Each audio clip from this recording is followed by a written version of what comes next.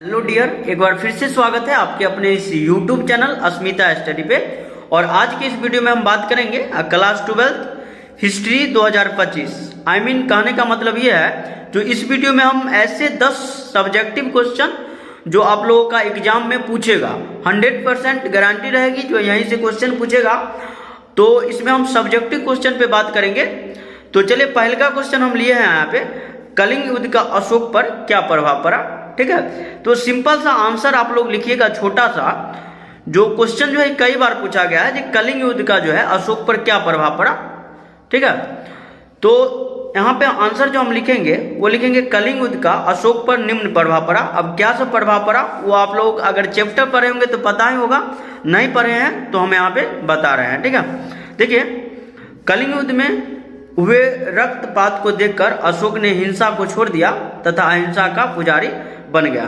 सीधा सा बात इतना समझिए, जब कलिंग युद्ध हुआ तो उसमें लाखों लोग जो है मारा गया, और लाखों लोग जब मारा गया तो अशोक का जो सीना जो है कहीं ना कहीं पसीजा, और उसका हृदय जो एक तरह से कांप उठा, जो हाँ हम जो है लाखों लोग को जो है मार दिया और लाखों लोग घायल है, तो ऐसा युद्ध अब हम नहीं लड़ेंगे। ठीक है, और वो क्या कहा, अब से हम युद्ध नहीं लड़ेंगे, और यहीं से जो है युद्ध विराम की घोषणा करता है और युद्ध नहीं लड़ने का निर्णय कर देता है। ठीक है, और अहिंसा का पुजारी बन जाता है, कहेगा अब हम कभी हिंसा नहीं करेंगे, कभी कोई जीव जंतु को नहीं मारेंगे, और न ही कभी कोई सैनिक पे हमला करेंगे, न कोई राज्य पे हमला करेंगे।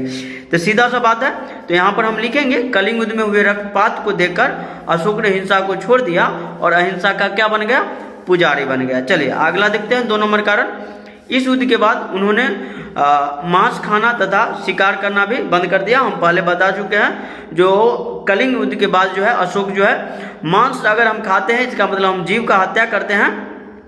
और उसके बाद जो है हम शिकार में क्या होता है, जैसे मान लीजिए जंगल में कोई राजा जो है वो शिकार करता है तो क्या करेगा, हिरण को मारेगा या कोई जो जंगली जीव है उसको मारेगा। तो सिंपल सा है, उसमें हत्या ही हुआ। तो ये सब कहा जाए अब हम नहीं करेंगे। ठीक है, तीसरका का परिणाम क्या हुआ, अशोक ने बौद्ध धर्म स्वीकार कर लिया। ठीक है, और इसमें राजधर्म घोषित कर दिया, यानी कि अशोक क्या किया, बौद्ध धर्म को स्वीकार कर लिया और बौद्ध धर्म को राजधर्म घोषित कर दिया। और खुद अशोक जो है खुद जो है बौद्ध धर्म का प्रचार प्रसार करने लगा। चलिए आगे देखते हैं, अशोक जन कल्याण के कार्य में लगा, यानी कि अशोक जो है कलिंग युद्ध के बाद जन कल्याण यानी कि जनता के कल्याण का काम करने लगा। तो ये था कलिंग युद्ध का जो है अशोक के ऊपर कुछ प्रभाव पड़ा था, जो प्रभाव हम आपको यहाँ पे बताए। तो 1 नंबर क्वेश्चन का आंसर आपका कंप्लीट होता है। आगे हम 2 नंबर पे बात करेंगे।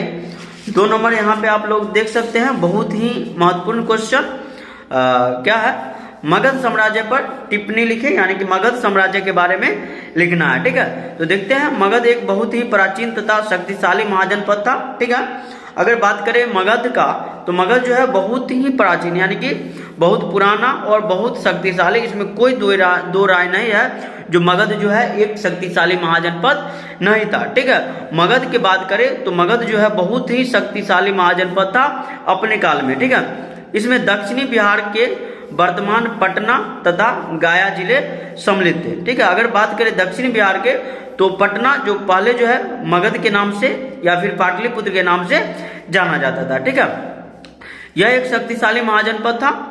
इसकी प्राचीन राजधानी कहाँ थी, राजगीर। ठीक है, अगर बात करें मगध की प्राचीन राजधानी की, तो ये राजगिरी था।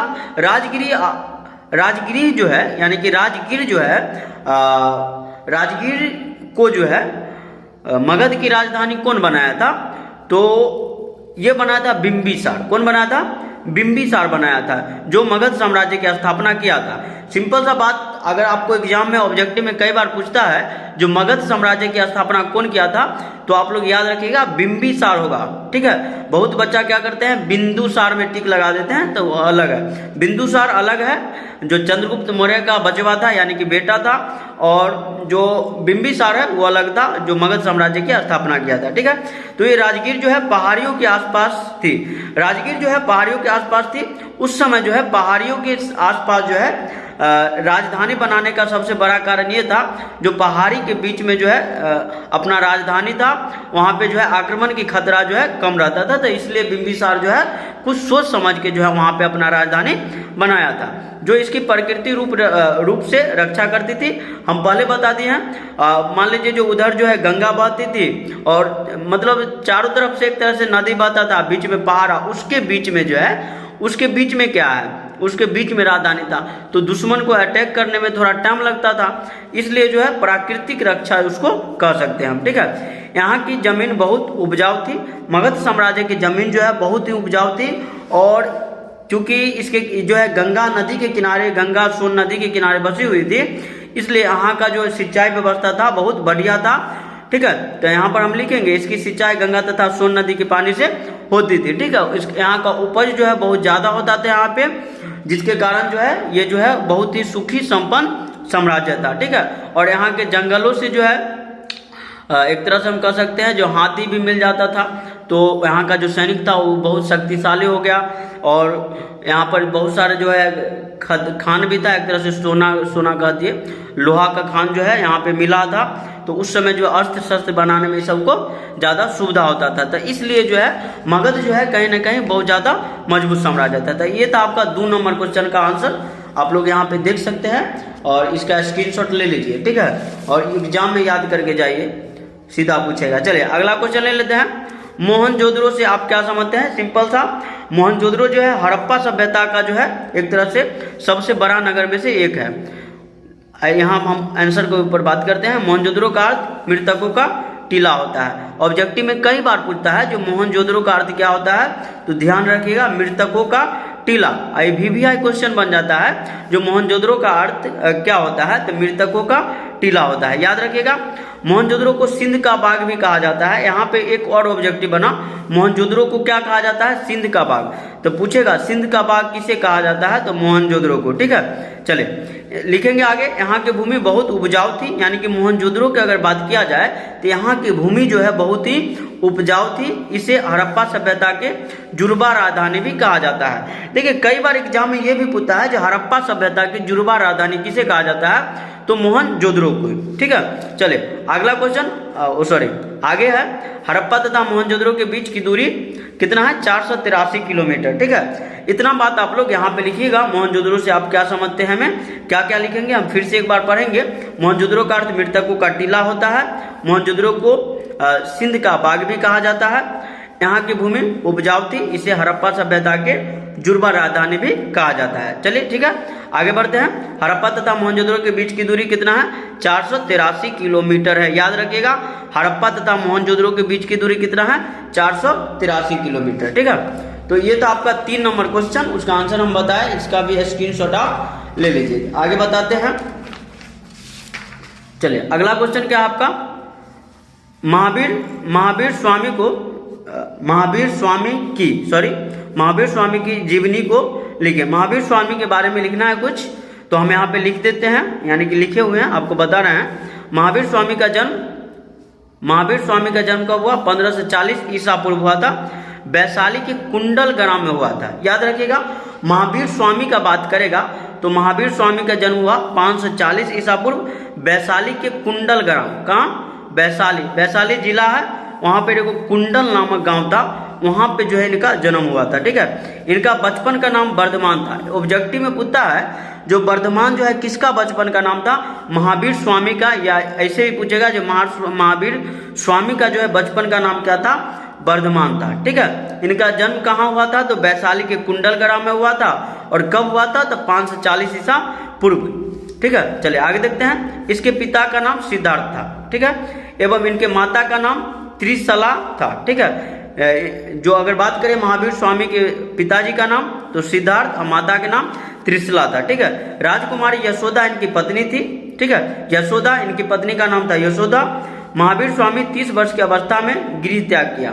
ठीक है, अगर बात करें महावीर स्वामी की तो 30 वर्ष की अवस्था में जो अपना गृह त्याग कर दिया, यानी कि घर को छोड़ दिए। ठीक है, 12 वर्ष के कठिन तपस्या के बाद इनको ज्ञान की प्राप्ति हुई। 72 वर्ष की अवस्था में 468 ईसा पूर्व में को इनकी मृत्यु पावापुरी में हो गई। एग्जाम में कई बार पूछता है जो महावीर स्वामी की जो मृत्यु थी किस अवस्था में हुई थी? तो 72 वर्ष की अवस्था में हुई थी। कब हुई थी? तो 468 ईसा पूर्व। ठीक है, उसके बाद कहाँ हुई थी? तो महावीर स्वामी की जो मृत्यु है पावापुरी में हो गई थी। ठीक है, इतना बात ध्यान रखिएगा। ऑब्जेक्टिव बहुत सारा यहाँ से बनता है, तो आप लोग जो है पूरा ऑब्जेक्टिव छांट के और सब्जेक्टिव भी याद कीजिए पूरा पूरा। ठीक है, तो इसका स्क्रीनशॉट ले लीजिए। आगे हम 5 नंबर का आप जो है बता रहे हैं। वीडियो थोड़ा लंबा जाएगा, इसलिए आप लोगों को हिचकिचाना नहीं है, थोड़ा स्पीड बढ़ा के देख लीजिए, लेकिन पूरा वीडियो देखिए। ठीक है, ताकि जो है एग्जाम में कुछ लेके आइए। देखिए, दांडी मार्च का उद्देश्य क्या था? दांडी मार्च जो गांधी बाबा चलाए थे, देखते हैं। महात्मा गांधी द्वारा 12 मार्च 1930 में अहमदाबाद के पास साबरमती आश्रम से दांडी मार्च की शुरुआत की गई थी। बात समझ रहे हैं? यानी कि महात्मा गांधी के द्वारा जो है 12 मार्च 1930 में, कब? 12 मार्च 1930 में जो है अहमदाबाद के पास, कहाँ? अहमदाबाद के पास साबरमती आश्रम से दांडी मार्च की शुरुआत की गई थी। कई बार एग्जाम में पूछता है, जो साबरमती आश्रम की जो शुरुआत जो है कहाँ से की गई थी? दांडी यात्रा की शुरुआत कहाँ से की गई थी? तो अहमदाबाद के साबरमती आश्रम से की गई थी। ठीक है, इस मार्च का मुख्य उद्देश्य था नमक कानून को तोड़ना। ठीक है, दांडी मार्च का जो प्रमुख उद्देश्य था वो था नमक कानून को तोड़ना और समुद्र किनारे दांडी में समुद्र जल से नमक बनाकर गांधी जी ने सविनय अवज्ञा आंदोलन की शुरुआत की थी। और गांधी जी क्या किए? दांडी पहुंचे, वहां पे जो है समुद्र के पानी से जो है नमक बनाए और नमक कानून को तोड़ करके अब वहीं से जो है सविनय अवज्ञा आंदोलन की शुरुआत कर देते हैं। ठीक है, चलिए अगला क्वेश्चन ले। अगला क्वेश्चन क्या है? महाभारत कालीन स्त्रियों के विभिन्न समस्या को लेके। देखिए, महाभारत कालीन स्त्री जो थी इसकी क्या क्या समस्या थी? क्वेश्चन जो है एग्जाम में बार बार पूछा गया है। जो भैया मेरे बताइए, जो महाभारत काल के जो भी स्त्री थी उसका क्या क्या समस्या था। ठीक है, तो महाभारत आप लोग पढ़े होंगे इस चैप्टर में, यानी कि हिस्ट्री में अगर इस चैप्टर को पढ़े होंगे तो बहुत अच्छी तरह से पता होगा। लेकिन हम यहाँ पे आपको बता रहे हैं महाभारत काल में स्त्रियों की निम्नलिखित समस्या थी। क्या क्या समस्या थी देखते हैं। समाज में पितृ प्रधान था। समाज जो उस समय पितृ प्रधान था। पिता की संपत्ति पर पुत्री का कोई अधिकार नहीं था। ठीक है, जबकि अभी जो है, अभी जो हम वर्तमान समय में जी रहे हैं वहाँ पे पिता की संपत्ति पे पुत्र हो या पुत्री दोनों का बराबर अधिकार है। ठीक है, चलिए आगे देखते हैं। स्त्रियों को पुरुष में अधीन रहना पड़ता था। अब देखिए, स्त्री जो भी थी, महाभारत कालीन स्त्री जो भी थी उसको जो है पुरुष के अधीन रहना पड़ता था। महाभारत कालीन हो या अभी से हम अगर 10 साल बैक जाए या 20 साल बैक जाए तो आपको नजर आ जाएगा जो स्त्री जो है किस तरह जो है पुरुष के अधीन होकर रह गए। वर्तमान समय की स्थिति जो है थोड़ा अलग दिख रहा है और आने वाला समय में जो है ये स्थिति जो है पूरी तरह से खत्म हो जाएगी। अब जो है स्त्री जो है पुरुष के अधीन नहीं रहती है। चलिए, धीरे धीरे खत्म हो रहा है, अभी कुछ और समय लग सकता है। स्त्रियां युद्ध में भाग नहीं ले सकती थी और स्त्रियां जो है युद्ध में भाग नहीं ले सकती थी। स्त्रियों को बहुत कम अधिकार प्राप्त थे और स्त्री को जो है बहुत ही कम अधिकार प्राप्त था। समझ रहे हैं? तो ये था महाभारत कालीन स्त्रियों का जो समस्या था वो था। अगर ये सब समस्या नहीं रहता तो शायद महाभारत नहीं होता। ठीक है, तो ये था आपका 5 और 6। इसका स्क्रीनशॉट आप लोग खटाखट लीजिए। उसके बाद आगे हम 7 नंबर बता रहे हैं जो आप लोगों के लिए बहुत जरूरी है। चलिए अगला क्वेश्चन हड़प्पा सभ्यता से हम लिए हैं। हड़प्पा सभ्यता के भौगोलिक विस्तार का वर्णन करें। ठीक है, कई बार एग्जाम में पूछा जाता है जो हड़प्पा सभ्यता के भौगोलिक विस्तार का वर्णन करें, यानी कि बताइए जो हड़प्पा सभ्यता जो है कहाँ से कहाँ तक फैला हुआ था। ठीक है, तो लिखेंगे हम हड़प्पा सभ्यता का भौगोलिक विस्तार। हड़प्पा सभ्यता का क्षेत्र त्रिभुजाकार है। कैसा था? त्रिभुजाकार। ठीक है, जिसका कुल क्षेत्र 12,99,600 वर्ग किलोमीटर में है। कितना है? 12,99,600 वर्ग किलोमीटर है।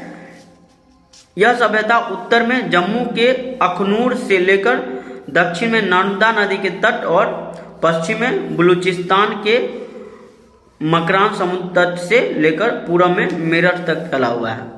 बात समझ रहे हैं ना? 12,99,600 वर्ग किलोमीटर में ये सभ्यता फैली हुई थी। ठीक है, जो हड़प्पा सभ्यता थी और अभी से लगभग 5,000 साल पहले की बात है। इतना बड़ा सभ्यता था हड़प्पा सभ्यता। ठीक है, और यह कहाँ से कहाँ तक था एक बार फिर से हम बताते हैं। अगर बात करेंगे उत्तर के, उत्तर दिशा के, तो जम्मू के अखनूर से लेकर के दक्षिण के नर्मदा नदी के किनारे तक बसा हुआ था। अगर बात करेंगे पश्चिम में, तो पश्चिम में जो है बलूचिस्तान, जो अभी पाकिस्तान में पड़ता है। बलूचिस्तान कहाँ है? पाकिस्तान में पड़ता है। बलूचिस्तान के मकरान समुद्र से लेकर पूर्व में मेरठ तक फैला हुआ था। बात को समझ रहे हैं? तो इतना बड़ा जो है जो हड़प्पा सभ्यता फैला था, इतना बड़ा एरिया में। तो ये था आपका 7 नंबर। आगे हम बता रहे हैं 8 और 9 बताएंगे, 10 भी बता देंगे, टेंशन नहीं लीजिए। चलिए देखते हैं अगला क्वेश्चन क्या कर रहा है। 8 नंबर का है गुप्त काल को भारत का स्वर्ण युग क्यों कहा जाता है। देखिए, गुप्त काल को भारत का स्वर्ण युग कहा जाता है, इसका बहुत सारा कारण है और सबका अपना अपना महत्व है। देखिए, कह रहा गुप्त काल सांस्कृतिक विकास के दृष्टिकोण से भारतीय इतिहास में विशेष महत्व रखता है। ठीक है, इस काल में समाज, धर्म, कला, शिक्षा, साहित्य एवं दर्शन के क्षेत्र में प्रगति हुई। अगर बात करें गुप्त काल के, तो गुप्त काल में जो है भारत जो है बहुत ज़्यादा विकास किया सभी क्षेत्र में। ठीक है, धर्म के क्षेत्र में, कला के क्षेत्र में, शिक्षा के क्षेत्र में, साहित्य के क्षेत्र में, दर्शन के क्षेत्र में हो या आर्थिक क्षेत्र में हो, सभी क्षेत्र में जो है भारत जो है एकदम जो है बहुत स्पीड में हम कह सकते हैं जो विकास किया, जिसके कारण जो है गुप्त काल को जो है भारत का स्वर्ण युग कहा जाता है।